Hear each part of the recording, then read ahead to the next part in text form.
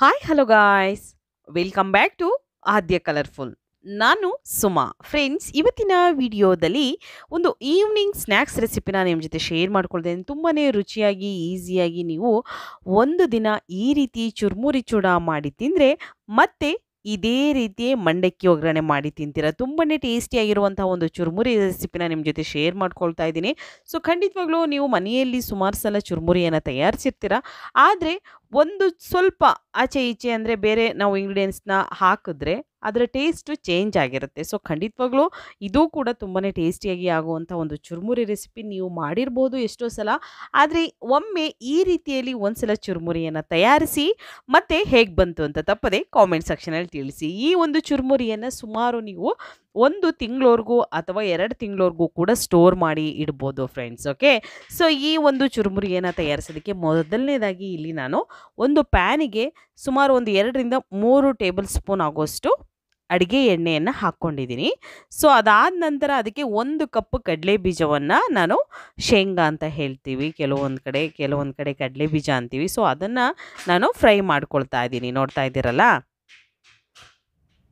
ಈಗ ಇದನ್ನು ಫ್ರೈ ಮಾಡ್ಕೊಳ್ಳಿ. ಸ್ವಲ್ಪ ನಮಗೆ ಕಡಲೆ ಬೀಜದ ಕಲರ್ ಚೇಂಜ್ ಆಗಬೇಕು, ಅಲ್ಲಿವರೆಗೂ ಇದನ್ನು ಫ್ರೈ ಮಾಡ್ಕೊಳ್ಬೇಕಾಗುತ್ತೆ. ಸೊ ಫ್ರೆಂಡ್ಸ್, ನೀವ್ಯಾರಾದ್ರೂ ಫಸ್ಟ್ ಟೈಮ್ ನನ್ನ ಚಾನಲ್ಗೆ ವಿಸಿಟ್ ಮಾಡಿದರೆ ಪ್ಲೀಸ್ ನನ್ನ ಚಾನಲ್ನ ಸಬ್ಸ್ಕ್ರೈಬ್ ಮಾಡ್ಕೊಳ್ಳಿ, ಹಾಗೆ ಲೈಕ್ ಮಾಡಿ ಮತ್ತು ಹೆಚ್ಚೆಚ್ಚು ಶೇರ್ ಮಾಡಿ ಫ್ರೆಂಡ್ಸ್. ಈಗ ಕಡಲೆ ಬೀಜ ನೋಡಿ ಆಗಿದೆ. ಸೊ ಇದನ್ನು ಇವಾಗ ನಿಧಾನವಾಗಿ ಒಂದು ಬೌಲಿಗೆ ಅಥವಾ ಒಂದು ಟಿಶ್ಯೂ ಪೇಪರ್ ಮೇಲೆ ತೆಗೆದಿಟ್ಕೊಂಡ್ಬಿಡೋಣ. ತುಂಬಾ ಟೇಸ್ಟಿಯಾಗಿ ಮಾಡ್ಬೋದು ಈ ಒಂದು ರೆಸಿಪಿಯನ್ನು. ಸೊ ಖಂಡಿತವಾಗ್ಲೂ ಫ್ರೆಂಡ್ಸ್ ಒಂದು ಸಲ ತಯಾರಿಸಿ, ಆಗ ಟೇಸ್ಟು ಏನು ಅನ್ನೋದು ನಿಮಗೆ ತಿಳಿಯುತ್ತೆ. ಈಗ ನೋಡಿ ಆಗಿರುವಂಥ ಕಡಲೆ ಬೀಜವನ್ನೆಲ್ಲ ನಿಧಾನವಾಗಿ ಒಂದು ಬೌಲಿಗೆ ತೆಗೆದಿಟ್ಕೊಳ್ತಾ ಇದ್ದೀನಿ. ಸೊ ಈ ರೀತಿಯಾಗಿ ನೀವು ಒಂದು ಸಲ ತಯಾರಿಸಿ ಅದನ್ನು ಸ್ಟೋರ್ ಮಾಡಿ ಕೂಡ ಇಡ್ಬೋದು, ಅಥವಾ ಫ್ರೆಶ್ ಆಗಿ ದಿನಾಲೂ ಕೂಡ ನಾವು ಮಾಡ್ಕೊಳ್ತೀವಿ ಅಂದರೆ ಖಂಡಿತ ಪ್ರತಿ ಸಂಜೆ ನೀವು ಟೀ ಅಥವಾ ಕಾಫಿ ಜೊತೆ ಇದನ್ನು ಸರ್ವ್ ಮಾಡ್ಬೋದು. ತುಂಬ ಟೇಸ್ಟಿ ಇರುತ್ತೆ. ಸೊ ಕಡಲೆ ಬೀಜವನ್ನು ತೆಗೆದ ನಂತರ ಇವಾಗ ಅರ್ಧ ಕಪ್ಪು ಕಡಲೆಯನ್ನು ಅದೇ ಎಣ್ಣೆಗೆ ಹಾಕಿ ನಾನು ಫ್ರೈ ಮಾಡ್ಕೊಳ್ತೀನಿ. ಸ್ವಲ್ಪ ನಮಗೆ ಗೋಲ್ಡನ್ ಕಲರ್ ಬರಲಿ ಹಾಗೆ ನಾವು ಇದನ್ನು ಫ್ರೈ ಮಾಡ್ಕೋಬೇಕಾಗುತ್ತೆ. ಕೆಲವರು ಕಡಲೆಯನ್ನು ಉರಿಯೋದಿಲ್ಲ, ಸೊ ಅದನ್ನು ಹಾಗೆ ಡೈರೆಕ್ಟ್ ಹಾಕ್ಕೊಳ್ತಾರೆ, ಆದರೆ ಟೇಸ್ಟು ಅಷ್ಟು ಚೆನ್ನಾಗಿರೋದಿಲ್ಲ ಫ್ರೆಂಡ್ಸ್. ಖಂಡಿತವಾಗ್ಲೂ ಈ ರೀತಿಯಾಗಿ ಮಾಡಿ, ಆಗ ಟೇಸ್ಟು ಎಷ್ಟು ಸೂಪರ್ ಇರುತ್ತೆ ಅಂತ ನಿಮಗೂ ಗೊತ್ತಾಗುತ್ತೆ. ಈಗ ನೋಡಿ ಈ ಕಡಲೆಯನ್ನು ಕೂಡ ಒಂದು ಬೌಲಿಗೆ ತೆಗೆದಿಟ್ಕೊಳ್ತಾ ಇದ್ದೀನಿ. ಅದಾದ ನಂತರ ಕರಿಬೇವು ತೊಗೊಳ್ತಾ ಇದ್ದೀನಿ. ಇಲ್ಲಿ ಹಸಿ ಕರಿಬೇವನ್ನು ಹಾಕ್ಕೊಳ್ತಾ ಇದ್ದೀನಿ. ಒಣ ಕರಿಬೇವು ಇದ್ದರೆ ಒಣ ಕರಿಬೇವನ್ನು ಉಪಯೋಗಿಸ್ಬೋದು. ಈಗ ಕರಿಬೇವನ್ನು ಹಾಕಿ ಅದನ್ನು ಕೂಡ ಎಲೆಗಳನ್ನು ಬಾಡಿಸ್ಕೊಳ್ಳೋಣ. ಅದಾದ ನಂತರ ಈ ಕರಿಬೇವಿನ ಎಲೆಯನ್ನು ಕೂಡ ಒಂದು ಕಡೆ ತೆಗೆದಿಟ್ಕೊಳ್ತಿದ್ದೀನಿ ನಾನು. ನಂತರ ಇವಾಗ ನೋಡಿ ಆಗಿದೆ, ತೆಗೆದಿಟ್ಕೊಳ್ಳೋಣ ಇದನ್ನು. ಈಗ ಒಂದು ಕುಟಾಣಿಯನ್ನು ತಗೊಂಡಿದ್ದೀನಿ. ಸೊ ಇದಕ್ಕೆ ಇವಾಗ ನಾವು ಬೆಳ್ಳುಳ್ಳಿಯನ್ನು ಹಾಕ್ಕೊಳ್ಳೋಣ. 1 ಇಲ್ಕು ಬೆಳ್ಳುಳ್ಳಿ ಪೂರ್ತಿಯಾಗಿ ತಗೊಂಡಿದ್ದೀನಿ. ಪೂರ್ತಿ 1 ಬೆಳ್ಳುಳ್ಳಿ ಸಾಕಾಗುತ್ತೆ, ದೊಡ್ಡ ಗಾತ್ರದಲ್ಲಿರುವಂಥದ್ದು. ಇಲ್ಲ ನಿಮಗೆ ಸಣ್ಣ ಸಣ್ಣವಿದ್ದರೆ 1 2 ಹಾಕ್ಕೊಳ್ಳಿ, ಏನು ತೊಂದರೆ ಇಲ್ಲ. ಬೆಳ್ಳುಳ್ಳಿಯನ್ನು ಜಸ್ಟ್ ನಾವು ಸ್ವಲ್ಪ ಮ್ಯಾಶ್ ಮಾಡಬೇಕಾಗುತ್ತೆ ಅಷ್ಟೇ, ಜಾಸ್ತಿ ಬೇಡ. ನುಣ್ಣಗೆ ಪೇಸ್ಟ್ ಥರ ಮಾಡ್ಕೋಬಾರ್ದು, ಜಸ್ಟ್ ಅದನ್ನು ಒಂದು ಜಜ್ಜಿ ಹಾಕಬೇಕು. ನೋಡಿ ಈ ರೀತಿ ಇದ್ದರೆ ಸಾಕು, ತುಂಬ ಚೆನ್ನಾಗಿರುತ್ತೆ. ಇದು ಎಣ್ಣೆಯಲ್ಲಿ ಫ್ರೈ ಬೇರೆ ಮಾಡಿರ್ತೀವಿ, ಅದನ್ನು ಹಾಗೇ ನಾವು ಪುರಿ ಜೊತೆ ತಿಂದರೆ ಸೂಪರ್ ಟೇಸ್ಟ್ ಇರುತ್ತೆ. ಕೆಲವರು ಪುರಿ ಅಂತಾರೆ, ಕೆಲವರು ಮಂಡಕ್ಕಿ ಅಂತಾರೆ. ಖಂಡಿತವಾಗ್ಲೂ ಈ ಮಂಡಕ್ಕಿ ಒಗ್ಗರಣೆಯನ್ನು ಒಂದ್ಸಲ ಮಾಡಿ ಫ್ರೆಂಡ್ಸ್, ಖಂಡಿತವಾಗ್ಲೂ ನಿಮಗೂ ಕೂಡ ಇಷ್ಟ ಆಗುತ್ತೆ. ಈಗ ನೋಡಿ ನಾನು ಅದೇ ಎಣ್ಣೆಗೆ ಇವಾಗ ಸಾಸಿವೆಯನ್ನು ಹಾಕ್ಕೊಳ್ತಾ ಇದ್ದೀನಿ. ಒಂದು 1/4 ಟೀ ಸ್ಪೂನ್ ಆಗುವಷ್ಟು ಸಾಸಿವೆ ಹಾಕ್ಕೊಂಡಿದ್ದೀನಿ. ಅದಾದ ನಂತರ ಜೀರಿಗೆ ಹಾಕ್ಕೊಳ್ಳೋಣ. ಒಂದು ಅರ್ಧ ಸ್ಪೂನ್ ಆಗುವಷ್ಟು ಜೀರಿಗೆ ಹಾಕ್ಕೊಳ್ತಾ ಇದ್ದೀನಿ. ಇಷ್ಟನ್ನು ಹಾಕಿದ ನಂತರ ಸ್ವಲ್ಪ ಫ್ರೈ ಆಗಲಿ, ಇದು ಚಿಟಪಟ ಅಂತ ಸೌಂಡ್ ಬರಲಿ.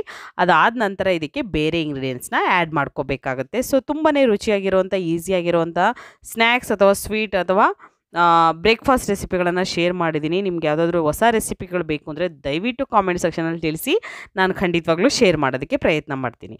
ಓಕೆ, ಇವಾಗ ನೋಡಿ ಇದಕ್ಕೆ ನಾನು ಒಂದು ಅರ್ಧ ಕಪ್ ಆಗುವಷ್ಟು ಕಾಯಿ ಅಥವಾ ಕೊಬ್ಬರಿಯನ್ನು ಕಟ್ ಮಾಡಿ ಹಾಕ್ಕೊಂಡಿದ್ದೀನಿ. ಅದಾದ ನಂತರ ಚಚ್ಚಿರುವಂಥ ಬೆಳ್ಳುಳ್ಳಿ ಇದೆಯಲ್ಲ, ಅದನ್ನು ಕೂಡ ಹಾಕ್ಕೊಂಡು ಫ್ರೈ ಮಾಡ್ಕೊಳ್ತಾ ಇದ್ದೀನಿ. ಕೊಬ್ಬರಿಯನ್ನು ಹಾಕ್ಕೊಂಡ್ರೆ ತುಂಬ ಚೆನ್ನಾಗಿರುತ್ತೆ. ನಾವು ಪುರಿ ತಿನ್ನಬೇಕಾದ್ರೆ ಮಧ್ಯೆ ಮಧ್ಯೆ ಕಾಯಿ ಸಿಕ್ಕಿದ್ರೆ ಸೂಪರ್ ಟೇಸ್ಟ್ ಇರುತ್ತೆ, ಅದಕ್ಕೋಸ್ಕರ. ಅದಾದ ನಂತರ ಇದಕ್ಕೆ 1 ಸ್ಪೂನ್ ಆಗುವಷ್ಟು ಅಥವಾ 1.5 ಸ್ಪೂನ್ ಆಗುವಷ್ಟು ಖಾರಕ್ಕೆ ಅನುಗುಣವಾಗಿ ನೀವು ಇಲ್ಲಿ ಅಚ್ಕಾರದ ಪುಡಿಯನ್ನು ಹಾಕ್ಕೊಳ್ಳಿ. ಸೊ ನಾನಿಲ್ಲಿ ಕಾಶ್ಮೀರ್ ರೆಡ್ ಚಿಲ್ಲಿ ಪೌಡರ್ನ ಉಪಯೋಗಿಸ್ತಾ ಇದ್ದೀನಿ. ನೀವು ಮನೆಯಲ್ಲಿ ಯಾವುದನ್ನು ಉಪಯೋಗಿಸ್ತೀರೋ ಅದನ್ನೇ ಹಾಕ್ಕೊಳ್ಬೋದು. ಅದಾದ ನಂತರ ಸ್ವಲ್ಪ ಒಂದು ಪಿಂಚಷ್ಟು ಅರಿಶಿನ, ಅಡುಗೆ ಅರಿಶಿನ ಇರುತ್ತಲ್ಲ ಅದನ್ನು ಹಾಕ್ಕೊಂಡಿದ್ದೀನಿ. ಇಷ್ಟನ್ನು ಹಾಕಿದ ನಂತರ ಒಂದು ಸಲ ಮಿಕ್ಸ್ ಮಾಡ್ಕೊಳ್ಳೋಣ. ನೋಡಿ ಇಷ್ಟನ್ನು ಹಾಕ್ಕೊಂಡಿದ್ದೀನಿ. ಅದಾದ ನಂತರ ಇವಾಗ ಮಂಡಕ್ಕಿಯನ್ನೆಲ್ಲ ನಾವು ಕ್ಲೀನ್ ಮಾಡಿ ತಗೊಳ್ಳೋಣ. ನಾನಿಲ್ಲಿ ಸುಮಾರು ಒಂದು 2 ಲೀಟರ್ ಆಗೋಷ್ಟು ಮಂಡಕ್ಕಿಯನ್ನು ತಗೊಂಡಿದ್ದೀನಿ. ಅದನ್ನು ಕ್ಲೀನ್ ಮಾಡ್ಕೋಬೇಕು. ಅದರಲ್ಲಿ ಧೂಳು ಅದು ಇದು ಎಲ್ಲ ಇರುತ್ತೆ. ಸೊ ಅದನ್ನೆಲ್ಲ ಕ್ಲೀನ್ ಮಾಡಿಕೊಂಡು ಅದಾದ ನಂತರ ನೀವು ಚುರುಮುರಿಯನ್ನು ಮಾಡ್ಕೊಳ್ಳಿ. ಸೊ ಖಂಡಿತವಾಗ್ಲೂ ನಿಮಗೂ ಕೂಡ ಎಲ್ಲರಿಗೂ ಇಷ್ಟ ಆಗುತ್ತೆ ಅಂತ ನಾನು ಭಾವಿಸ್ತೀನಿ. ಇದು ವೆರಿ ಟೇಸ್ಟಿ ಚುರುಮುರಿ ರೆಸಿಪಿ ಅಂತಲೇ ಹೇಳ್ಬೋದು. ನೀವು ಒಂದಿನ ಈ ರೀತಿ ಚುರುಮುರಿ ಮಾಡಿ ತಿಂದರೆ ಪ್ರತಿದಿನ ಸಂಜೆ ಇದನ್ನೇ ಮಾಡಿ ತಿಂತೀರ. ಯಾಕೆಂದರೆ ಅಷ್ಟು ಟೇಸ್ಟಿ ಯಮ್ಮಿ ಟೇಸ್ಟನ್ನು ಕೊಡುತ್ತೆ. ನೋಡಿ ಅದಾದ ನಂತರ ನಾನು ಈಗ ಚೆನ್ನಾಗಿ ಮಿಕ್ಸ್ ಮಾಡ್ಕೊಳ್ತಾ ಇದ್ದೀನಿ. ಇದಕ್ಕೆ ನೋಡಿ ಹೀಗೆ ಇದಕ್ಕೆ ಮಿಕ್ಸ್ ಮಾಡ್ಕೊಳ್ತಾ ಇದ್ದೀನಿ. ಈಗ ನೋಡಿ ಇದು ಮಿಕ್ಸ್ ಮಾಡೋದಕ್ಕೆ ನನಗೆ ಪಾತ್ರೆ ತುಂಬಾ ಚಿಕ್ಕದಾಯಿತು ಅನ್ನಿಸ್ತಿದೆ.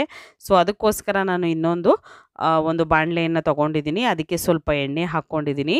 ಅದಾದ ನಂತರ ಇದಕ್ಕೆ ಒಂದು 2ರಿಂದ 3 ಅಥವಾ 4 ಒಣಮೆಣಸಿನ್ಕಾಯಿನ ನಾನು ಕಟ್ ಮಾಡಿ ಹಾಕ್ಕೊಳ್ತಾ ಇದ್ದೀನಿ ಫ್ರೆಂಡ್ಸ್. ಓಕೆ, ಸೊ ಅದನ್ನು ಹಾಕಿದ ನಂತರ ಇದಕ್ಕೆ ಸ್ವಲ್ಪ ಉಪ್ಪನ್ನು ಕೂಡ ಸೇರಿಸ್ಕೊಳ್ಳೋಣ. ಉಪ್ಪು ನೀವು ಫಸ್ಟೇ ಆ್ಯಡ್ ಮಾಡಿದರೆ ಪರವಾಗಿಲ್ಲ. ಪುರಿ ಹಾಕಿದ್ಮೇಲಂತೂ ಆ್ಯಡ್ ಮಾಡೋಕ್ಕೆ ಹೋಗಬೇಡಿ, ಫಸ್ಟೇ ಮಾಡಬೇಕಾಗತ್ತೆ.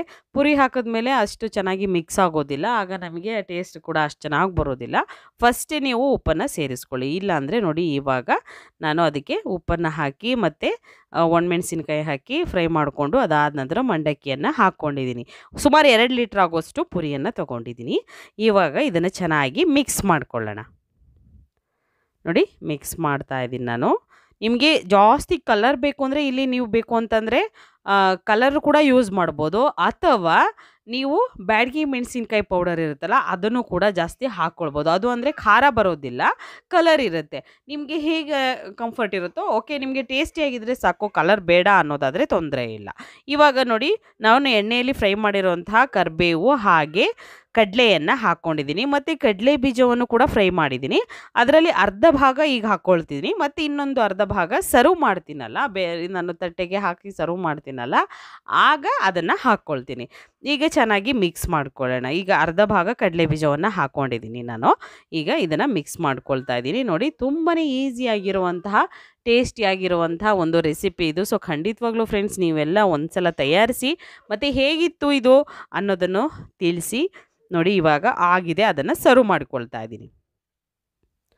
ಮಂಡಕ್ಕಿ ಒಗ್ಗರಣೆ ಅಥವಾ ಚುರುಮುರಿ ಚೂಡ ಇದೇ ಬೇರೆ ಬೇರೆ, ಮತ್ತು ಇದನ್ನು ಚುರುಮುರಿ ಈ ರೀತಿ ಬೇರೆ ಬೇರೆ ಕಡೆ ಬೇರೆ ಬೇರೆ ಥರ ಕರೀತಾರೆ ಇದನ್ನು. ಸೊ ನಾವೆಲ್ಲ ಇಲ್ಲಿ ಮಂಡಕ್ಕಿ ಒಗ್ಗರಣೆ ಅಂತ ಅಂತಾರೆ ಕೆಲವರು ಇಲ್ಲಿ ಚುರುಮುರಿ ಅಂತ ಹೇಳ್ತೀವಿ ನಾವೆಲ್ಲ. ಸೊ ಈಗ ಆಗಿದೆ ಚುರುಮುರಿ ಚೂಡ. ನೀವು ಕೂಡ ಮನೆಯಲ್ಲಿ ಈ ಚುರುಮುರಿಯನ್ನು ತಯಾರಿಸಿ ಹೇಗೆ ಬಂತು ಅಂತ ತಿಳಿಸಿ.